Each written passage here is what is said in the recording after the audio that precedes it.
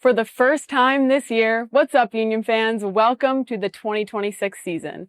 I'm here with head coach Bradley Carnell, who's heading into his second year at the helm after an outstanding opening campaign in Philadelphia. Happy New Year. Happy New Year to you too. I'm a little bit angry. No coffee. What's going on? Soon. 2025 saw the Philadelphia Union lift the Supporter Shield, and you personally earned MLS Coach of the Year honors.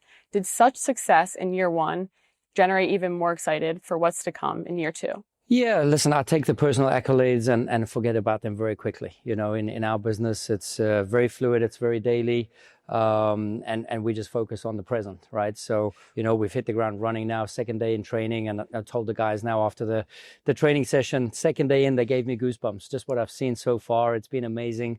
The guys were really fit and doing their work in the off season. So I'm optimistic and I'm hopeful, and I'm really excited about what's next.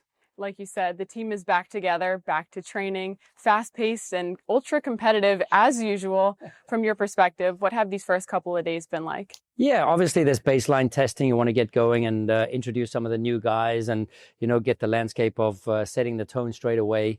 And the weather's been amazing for us to work down here in Chester. So this has been really good. We've been able to get out on the field. The energy's been really there from the get-go.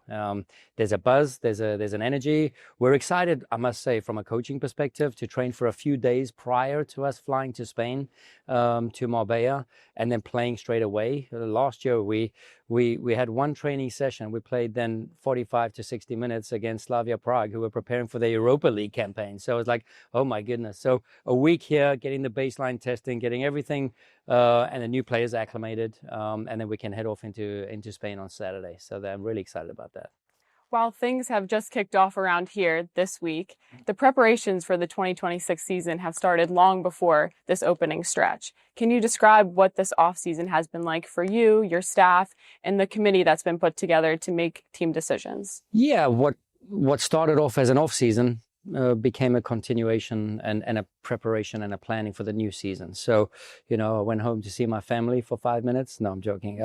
For a couple of days, connected with family, and you know, John Shearer and Matt Radicek have been working tirelessly behind the scenes to, you know, ease over this transition period, ease over this holiday period in terms of preparation for the squad, roster, planning, scouting.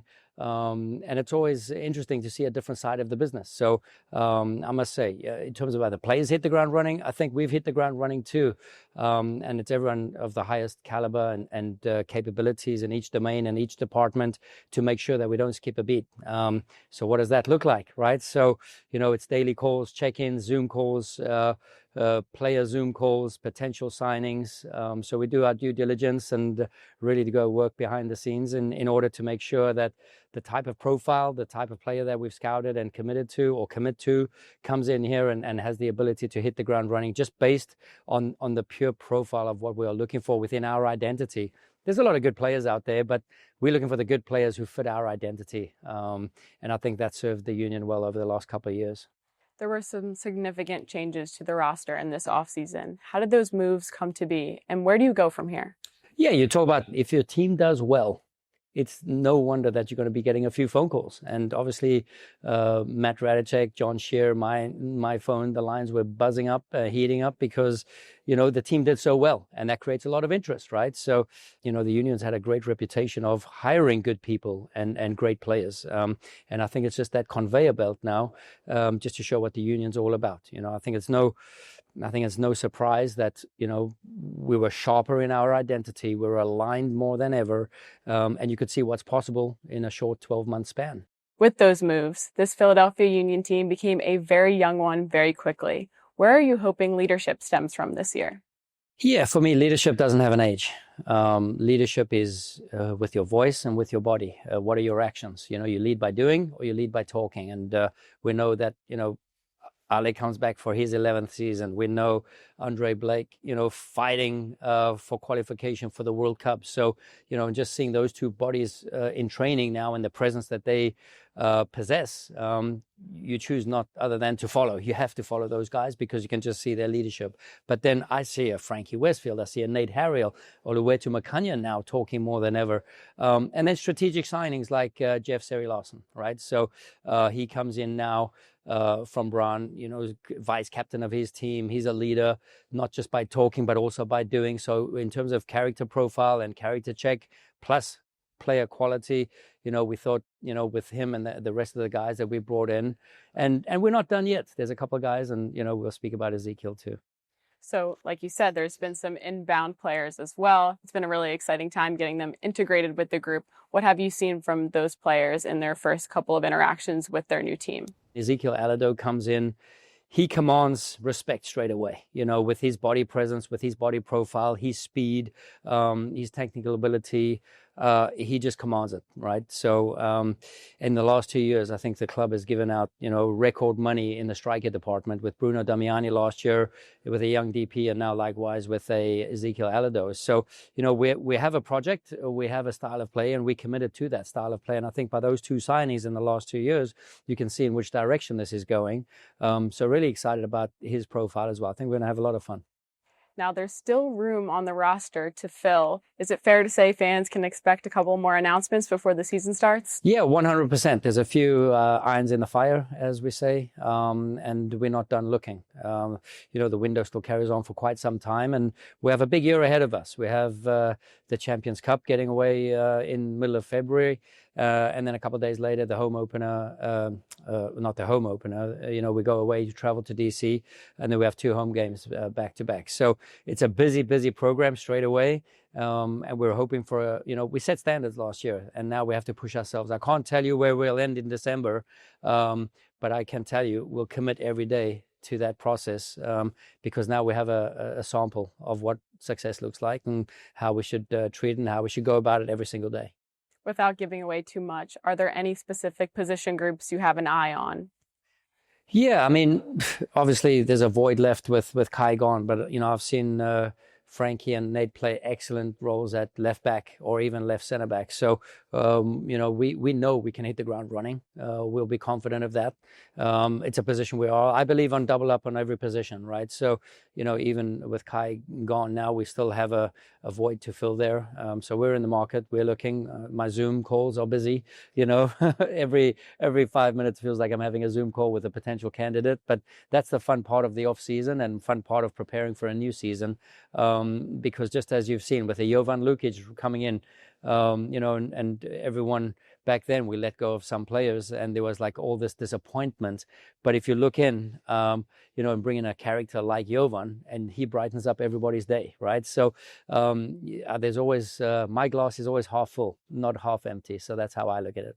That brings me to my next question. I asked you about if there was any position groups you had an eye on. Are there any specific qualities you're looking to bring in to complement the group that we have already here? Yeah, rule breaking, do things differently, you know, be your own character, be your own person, and just a level of commitment and a commitment to the team. That's what we're always looking at first and foremost. You know, I think it was 12 months ago, I spoke about people first. Nothing's changed. You and your staff built a strong foundation and a very clear identity on the pitch in 2025. With a new look squad, how are you looking to build on that? Yeah, you have to see players in our environment first, right? So we scout players, we sign players in a different environment.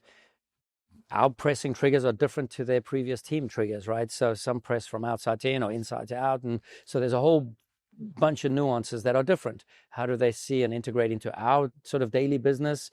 That's what we're looking to get an eye on. And this week is so valuable because it's loading, it's content, it's valuable content that I'm collecting with the staff, and we're evaluating every move in training in order to get those guys their own sort of not just development plans, but also how we do things within our style of play. So there's integrated, you know, key situations that we'll try and get the players used to within our principles, and then go from there. But, you know, from what I've seen, like I said, they gave me goosebumps after 2 days.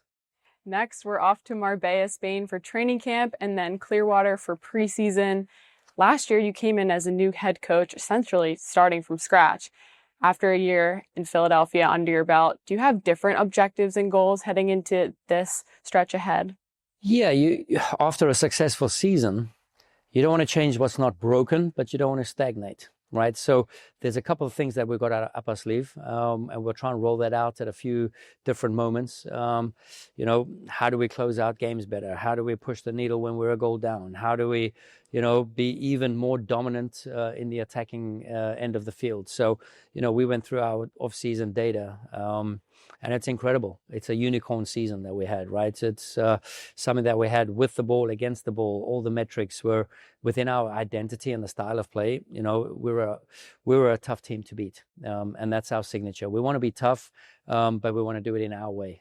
Exciting year, World Cup year. There's a bunch of things going on. So, yeah, let's hope we get to celebrate again with our fans.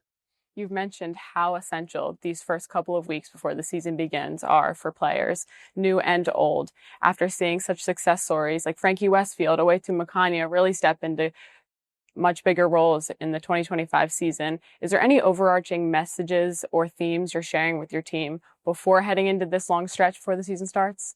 Yeah, just relentless. Standards. These are two words that I've spoken about the whole week now, especially within our style of play. Being relentless at it, especially here at home.